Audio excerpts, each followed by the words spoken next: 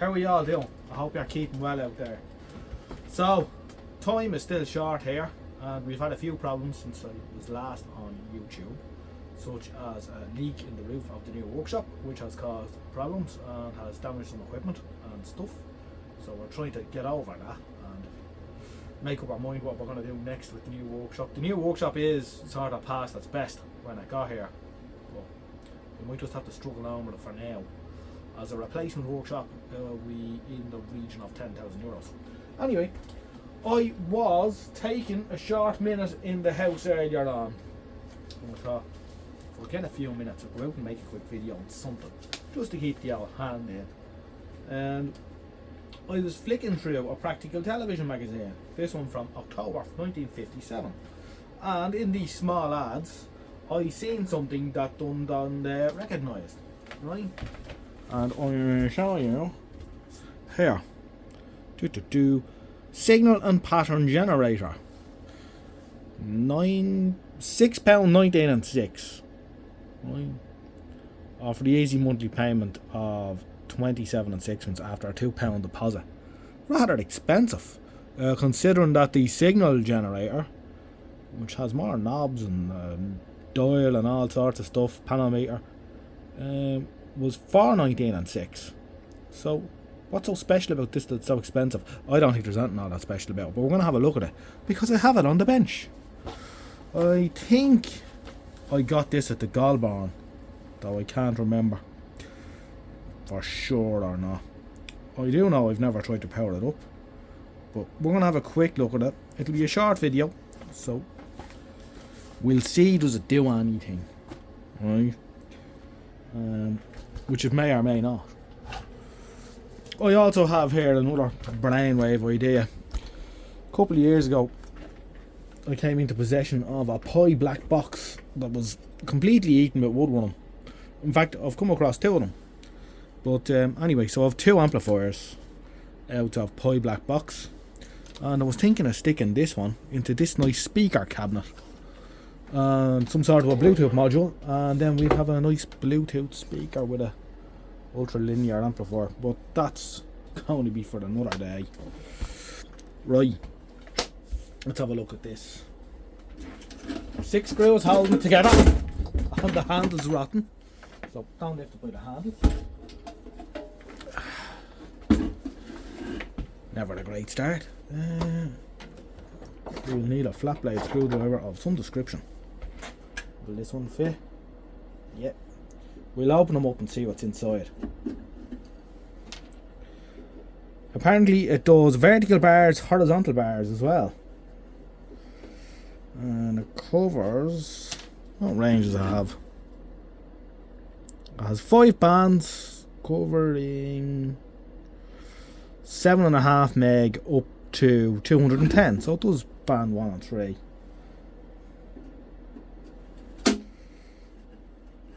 And FM as well. And I have a feeling this was put together with surplus parts after the war. A lot of test equipment, small backstreet test equipment manufacturers started up after the war. A lot of lads that were demobbed, that had been in signals and whatnot, who were handy. And then there was a lot of surplus electronics parts and stuff on the market after the war, very cheap. So some of these brain boxes started knocking out simple test equipment and selling it. You know, and if a fella got, say, this case and a few bits, that does come apart, or I think I have to take the 2 back screws off as well. If a fella got the case and a few bits and pieces for maybe £1, maybe £2, and then knocked them together and flogged them in a magazine like that for £6 something, I mean, there was a tidy profit to be had. So, needless to say, all these operations dried up, and I think by the early 60s there was no more. Let's see what she's like inside.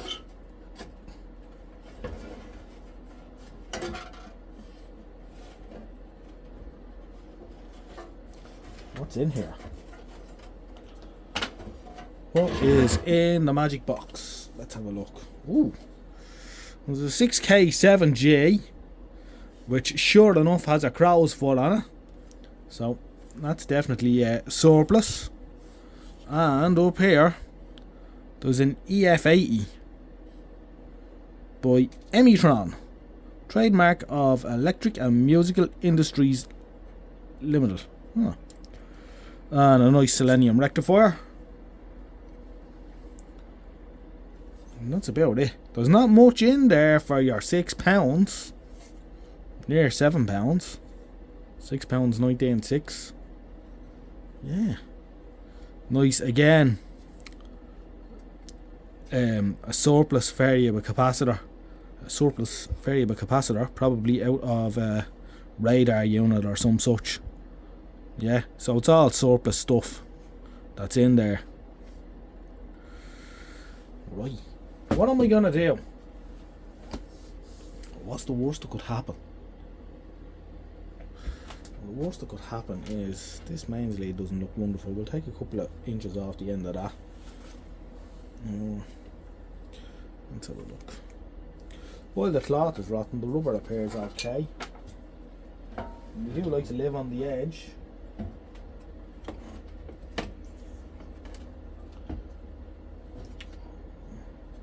Yeah. I think we'll go for gold and see do we get any sort of output out of it. What do you think? Am I mad? Probably. So what else would you be doing on a Saturday evening? Right, we've very naughtily just plugged it in. And the valve heaters are glowing. If I earned £6 19.6, they don't even give you a dial light on the front. A panel lamp to indicate that it's switched on. So, what'll we do? I think I'll dig out a little television and see do we see anything on the screen when we sweep it through. There's not a whole lot in this to go wrong. Alright, there's a couple of waxy caps there that I probably should replace.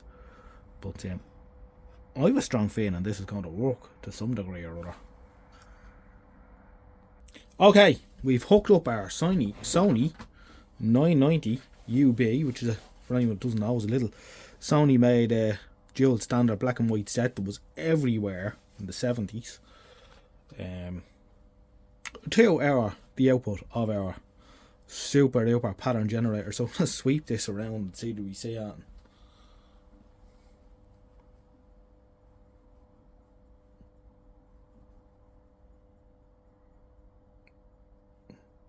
Sure enough, it throws up a pattern alright.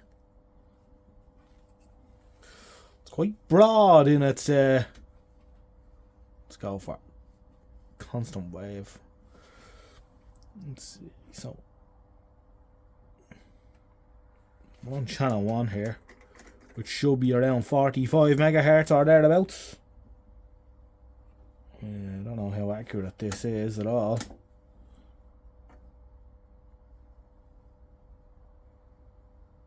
And it seems to be getting decent looking bars around 38 megahertz according to that scale. Look at that. It does do something. Let's go for horizontal. Meh. There you go. Do something. I wonder would its operation tidy up a bit if John was to replace them caps and stuff.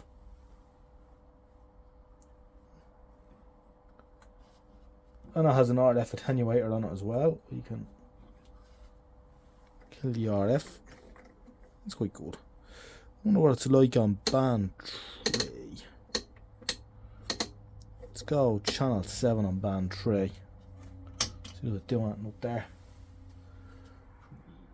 452 5.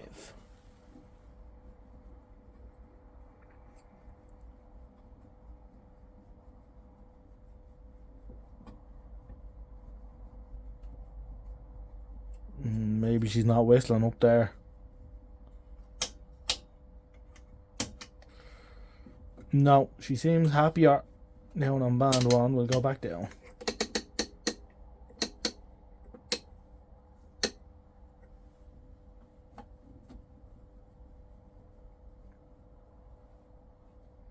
Certainly works though. It does something. What do you think of that? Straight out of the box. Okay, I'm going to leave it at that for now. I hope you're all keeping well out there, and I do hope I'll be able to make a proper video on something more interesting soon. Thanks for watching. Leave your thoughts in the comments what you think I should do with this pattern generator.